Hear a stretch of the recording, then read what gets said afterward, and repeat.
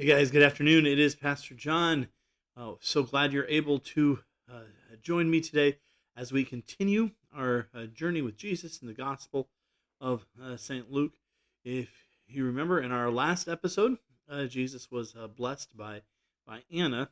In this episode 27, we are uh, really going to be catching a glimpse of Jesus as a little boy and taking a look at the process of really maturing and growing that goes on in Jesus' life. So here is Luke chapter 2, verses 39 through 40. When they'd completed everything according to the law of the Lord, so they'd finished everything that they needed to do there at the temple, they returned to Galilee, to their own town of Nazareth. The boy grew up and became strong, filled with wisdom, and God's grace was on him. Now, there's a simple, small description of Jesus' childhood. Now, I do want to point out here that we're told that they go back to Nazareth. There's a picture of the modern city of Nazareth. But Luke here does actually skip over a few things, right? He kind of brushes past the whole story of the Magi. We know that Mary and Joseph and Jesus apparently stayed there and in Bethlehem beyond, just the time of her purification. Like they actually apparently stayed there a year or two, so they stayed there for a while because the Magi don't show up until apparently later. We know that from the Gospel of Matthew. We also skip over what Matthew tells us of the whole kind of trip to Egypt and back, and how out of Egypt God has called his son, right? We skip over that whole thing. Matthew obviously is really focused on showing Jesus as you know, as the fulfillment of Israel, showing him as the king of Israel, and the king and his people have this parallel. And I mean, Matthew's concerned about that.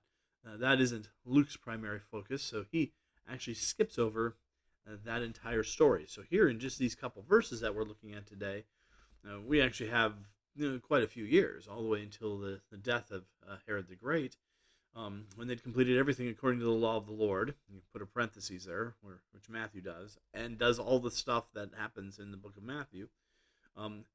They returned to Galilee, to their own town of Nazareth. But here's the verse 40 is where I really want us to focus today. The boy grew up and became strong, filled with wisdom, and God's grace was on him. Oh, what a beautiful picture there to see Jesus maturing, to see him grow up. One of the things that's incredibly important for us to remember is that God the Son became a human being, that God the Son became the baby who then was the boy named Jesus. And every single human being, even when they're functioning at their ideal, even when they're sinless, still requires some maturing, some growth. And so the boy grew up. He grew up physically. He became strong. You could even picture him starting to learn from Joseph how to do carpentry. He undoubtedly ran and played. I can't help but think of Mel Gibson's kind of flashback during the Passion of the Christ, where he falls and skins his knee. The boy grew up, became strong, filled with wisdom, and God's grace was on him. Now, we're obviously, as we look at the Gospel of Luke, we're going to be coming back to both of those concepts often.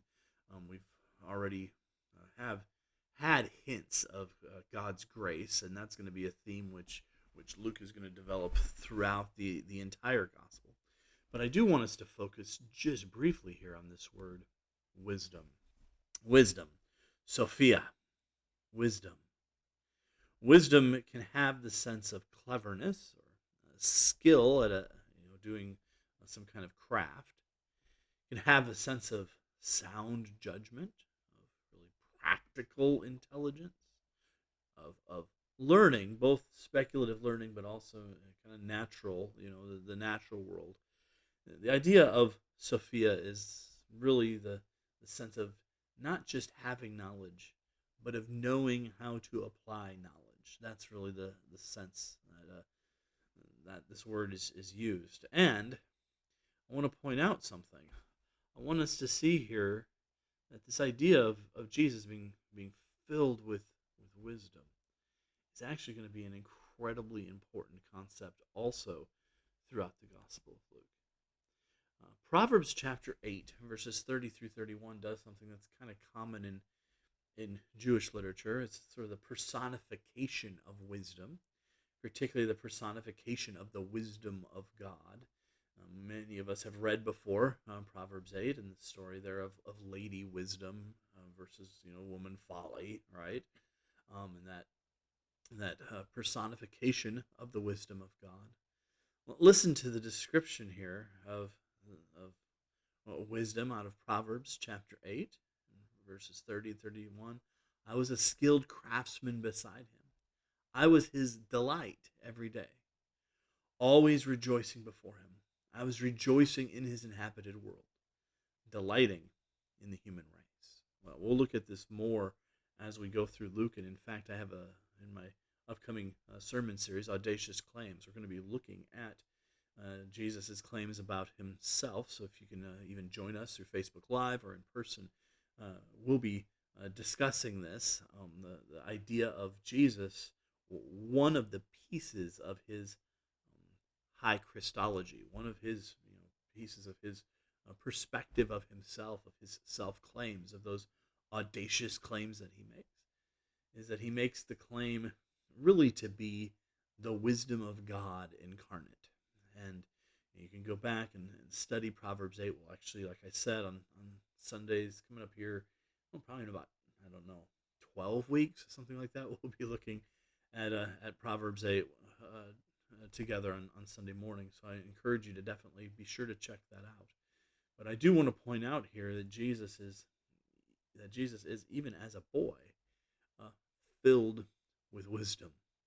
That there's even a hint here of Jesus as the incarnation of the wisdom of God, and that really is a step towards gaining a sense of his identity. It's a step towards getting a high Christology. It's and really that's one of the things that we're going to see in the Gospel of Luke, is that we're going to learn more and more about Jesus, and he's going to take us there inductively, kind of step by step, piece of evidence by piece of evidence, and walk us towards the conclusion of who Jesus is.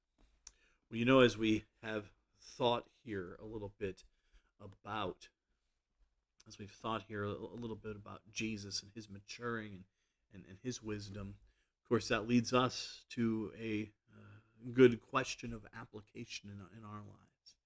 And a question of application comes down to what are some areas of life which I need to grow in wisdom?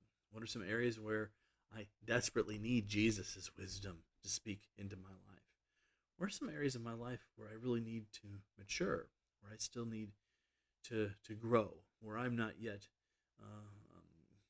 functioning as I even should, given my age or my place in life? Where are those places where I need to mature, and how do I need to mature to get to the next stage of life? Because even if you are functioning properly now, as Jesus was functioning properly then, you still have to mature to get to the next stage of life.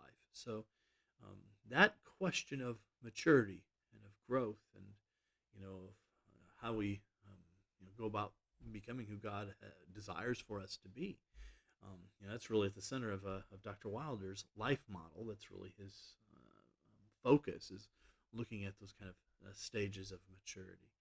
And here in this passage, we've seen Jesus, the sinless one, go through a process of maturing as he goes from being a baby and a toddler to being a boy and on towards being a young man.